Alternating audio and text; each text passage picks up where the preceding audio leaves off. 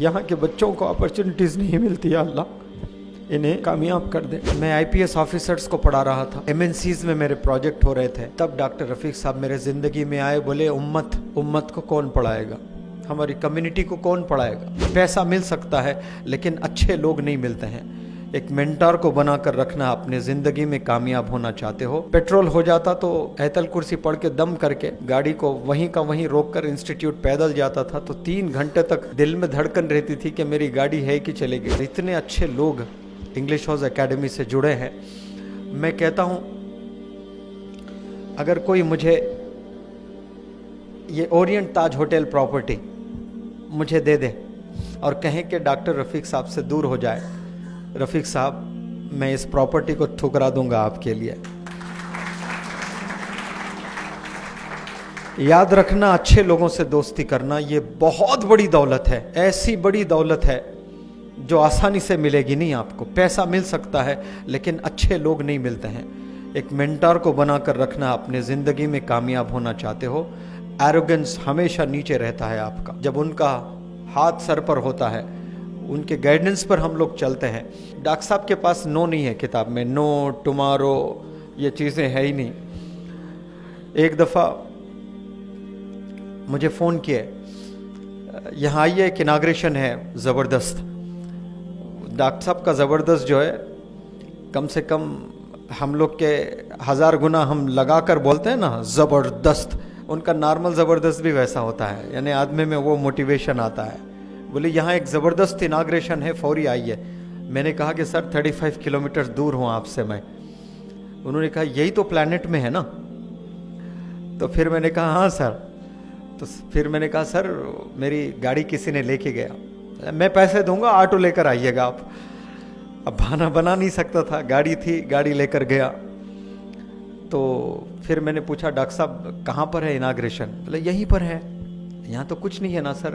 तो ऐनक की दुकान होती ना, स्पेक्टिकल्स, कई सारे लोग चश्मा पहने हुए हैं यहाँ पर। एक शौहर एक बीवी, 2 ही है शॉप में। एक शादीशुदा जोड़ा, छोटा, बस मैं समझता हूँ कि इतनी ही शॉप थी, बस 3 फुट की शायद। शौहर बीवी खोले और इनाग्रेशन में, सर मेहमान कहाँ हैं? आप ही मेहमान, गेस्ट आप ही हो, बोल रहे डॉक्टर साहब। फिर बोले देखो बड़े बड़े इनाग्रल फंक्शंस में कोई भी जाता, ये गरीब जब बुलाते हैं तो कोई नहीं आते हैं, तो कम से कम हम आ जाए तो वो लोग खुश हो जाते हैं। तो एक पर्सनैलिटी, एक बंदे को भी रेस्पेक्ट करना, वो गरीब हो, वो मैंने मेरे उस्ताद डॉक्टर रफीक साहब से सीखा है। शायद मैं पर्सनैलिटी डेवलपमेंट ट्रेनर नहीं बनता अगर मेरे साथ डॉक्टर रफीक साहब ना होते। मैं आईपीएस ऑफिसर्स को पढ़ा रहा था, एमएनसीज में मेरे प्रोजेक्ट हो रहे थे, तब डॉक्टर रफीक साहब मेरे ज़िंदगी में आए। बोले उम्मत को कौन पढ़ाएगा, हमारी कम्युनिटी को कौन पढ़ाएगा। आप तो बहुत अच्छा कर लेंगे, आपके वालिद का इंतकाल हो गया, अकाउंट में कुछ चाहते हैं उनके। मैंने कहा कि सर उनके लिए तो जान हाजिर है। मैं तो सोच भी नहीं सकता था कि मेरे वालिद के बिना इस रोए ज़मीन पे मैं कभी सांस भी ले सकता था, इतना अटैचमेंट।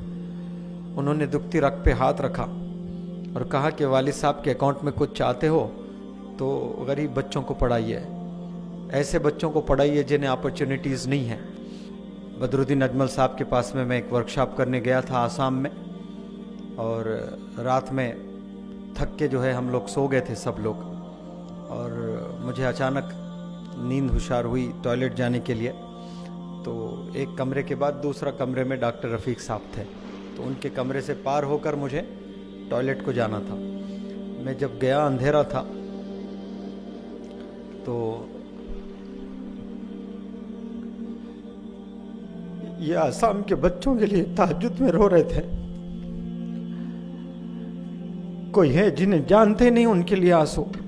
रात में 2 बजे तहज्जुद की नमाज में अकेले, मैं ये सिसकियाँ किसकी है देखा तो डॉक्टर रफीक साहब दुआ कर रहे हैं कि यहाँ के बच्चों को अपॉर्चुनिटीज़ नहीं मिलती है, अल्लाह इन्हें कामयाब कर दे, ये वर्कशॉप आसाम में आम कर दे। ये इनको हैदराबाद में ये पैंट शर्ट में वली है करके बोलते हैं, ये सामने मुझे नहीं कहना है। डॉक्टर रफीक साहब को बदरुद्दीन अजमल साहब मिलते हैं तो पेशानी पर चुम्मा लेते हैं और कहते हैं इनको डॉक्टर रफीक ना बोलो, अल्लामा डॉक्टर रफीक बोलो। इतना उम्मत का दर्द मेरे हयात में मैंने किसी पर्सनालिटी में नहीं देखा। देखा तो अपने अपने इदारों के लिए देखा, सबको अपने दुकानों के लिए देखा, अपने ऑर्गेनाइजेशंस के लिए देखा। ये वाहिद पूरे इंडिया में एक पर्सनालिटी को देखा मैंने जो सबके एनजीओस को प्रमोट करने में लगते हैं। इतना इदारे को दिल से चाहना आज हमारी उम्मत में ये चीज़ नहीं है। सिर्फ अपने ही मदरसे को अच्छा मदरसा बोलते हैं, अपने ही स्कूल को अच्छा स्कूल बोलते हैं, उसको ही प्रमोट करने चलते हैं। मैं अल्लाह से शुक्रिया अदा करता हूँ कि इतना ज़बरदस्त उस्ताद मेरे ज़िंदगी में मुझे अता फरमाया अल्लाह सुब्हान तआला ने। I take this opportunity to thank you sir. ये आप ही की दुआएं हैं, ये आप ही की मोहब्बत है जो ये प्रोग्राम बिना कोई प्रॉब्लम्स के अल्हम्दुलिल्लाह यहाँ तक हुआ है। तो आज मैं बड़े फ़ख्र से कहता हूँ कि मैं एक नहीं हूँ, मेरे साथ में कई सारे मेंटर्स हैं। यहाँ पर जितने भी बैठे हैं, आरिफ साहब, तारिक साहब, अशरफ अली साहब, आपका तो मैं बड़ा फ़ैन हूँ। आपसे तो मिलने का भी बहुत शौक़ था मुझे। हिमालयन किताबों को देखकर इतना खुश होता था कि ये हमारे मुसलमान लोग भी, मैकडॉनल्ड्स से मैं सोचता था मैकडॉनल्ड्स तो सब चलाते हैं लेकिन कितना बड़ा ब्रांड ये हिमालय बुक स्टोर चलाते हैं। कभी कभार जाकर किताब ग्रामर की देखकर पैसे नहीं होते थे सर, कुछ इडियम्स देख लेके आ जाता था मैं। आपके शॉप में भी आके कई दफ़ा ऐसा किया था मैं।